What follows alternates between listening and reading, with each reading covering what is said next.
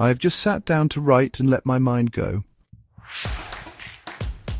See where my rampant thoughts take this consciousness flow.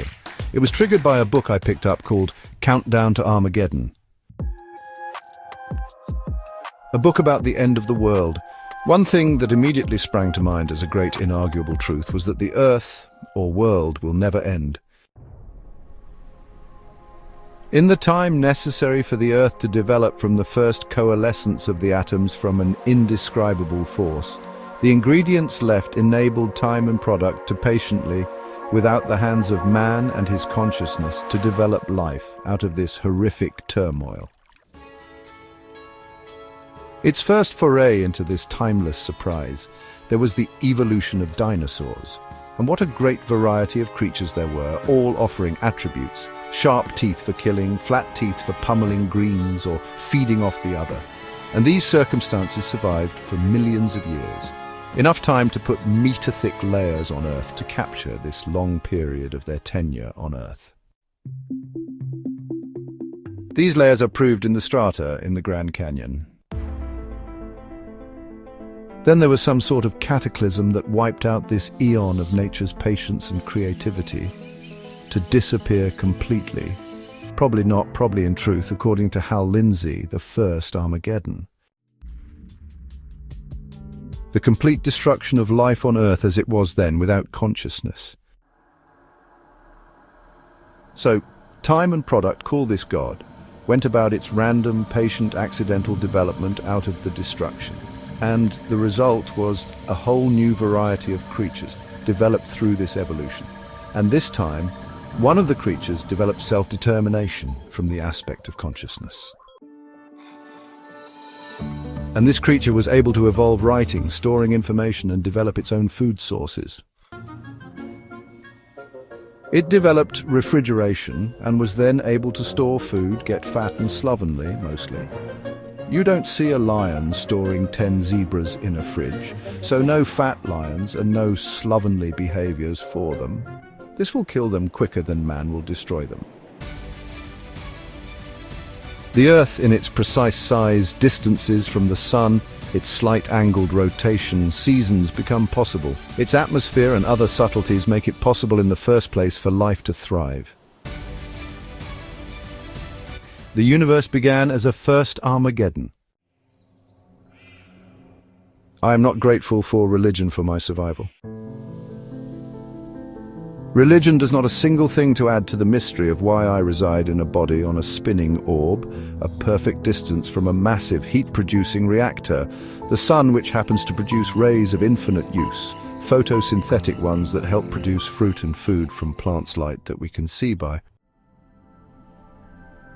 These rays would go by Earth as long waves and be of no consequence. But the orb that I temporarily inhabit has an atmosphere, and the long waves become short waves and can be trapped and used by Earth to evolve its surprises.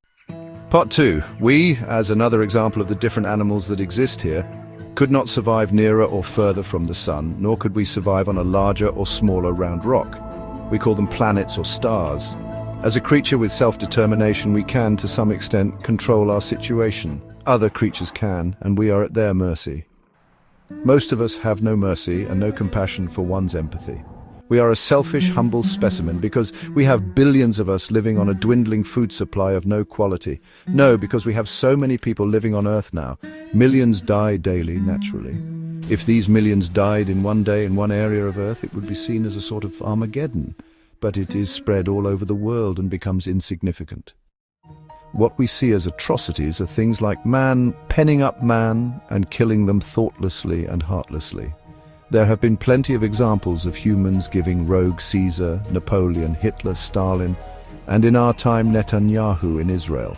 We cannot leave each other to live in peace. We want control.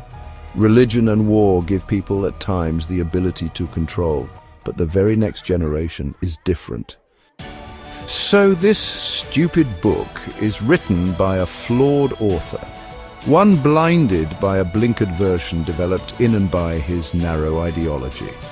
He doesn't realize that the mysterious process of evolution Lifts and intellects have made him unable to see the big answerable picture of the miracles on miracle by a vision clouded by the red herring of Earth's societies. When I visited Europe on several occasions, I was surprised at my reaction to churches. Magnificent structures, yes, and I am proud of us as humans to have built these fabulous structures. But in reality, they were built as a result of their own holocaustal nature. What I mean by that is that the Spaniards went to the Americas, introduced their syphilis and other diseases, killed, plundered the civilizations, perished them, and went back to Catholics, built churches, invariably using their own populations to enslave and build on minimal pay. Churches have become examples of religiously causing Armageddons in their wake. The Pope has got his specialist team fighting to stop him meeting his God. He wants to stay on this spinning orb, knowing the mess that his church perpetuates. If I just reread the spiel on the back cover of the book, the Bible foretells the signs that precede Armageddon. I am not a fortune teller, but humans doom themselves by not living virtuously, always taking the shortcuts. Steal the gold of civilization to build something now, forgetting the evil destruction in their wake. Religions curse Armageddons on this planet, and if humans succeed in getting to Mars and establishing life, they will engineer another Armageddon there as well. The Hubble telescope was turned around to look at Earth from its location somewhere near Saturn a few years ago. By its intense imagery, it was only able to resolve one blue pixel. The telescope was only a few minutes in light years away from home, and it nearly couldn't see it. And yet all the evolutionary history on that planet, my home, is nearly invisible to this magnificently powerful telescope. When I look at the night sky and its trillions of stars that are still sending light to us from the beginning of time in light years, this moves me to let me know of the insignificance of us on a spinning sphere, just in an endless multiverse. There is no such thing as Armageddon. It is simply that man cannot live with man in harmony and will cause its demise to itself. We have borders to keep us apart. There is a clue. We can live in peace together. So let's not call it Armageddon. Let's refer to our situation as being at the point of unsustainability, and we will fly up our own arse and disappear, either by flicking a switch and releasing all our hatred we symbolically built into warheads, or, out of our control, hit by an asteroid on our own flimsy shell. Crust finally cracks and the yolk runs out. There would never be talks of Armageddon if we cared for each other, but we can't and never will. We fight between countries, we fight about decisions in councils. We argue about the neighboring fences and fathers molesting their daughters, priests abusing altar boys. There are circumstances that feed the endless, seamless, human-caused Armageddon on this lonely blue planet in an immense multiverse void with an ego that makes it believe it is of some note and worth. Oh my God, the folly of man! Wow!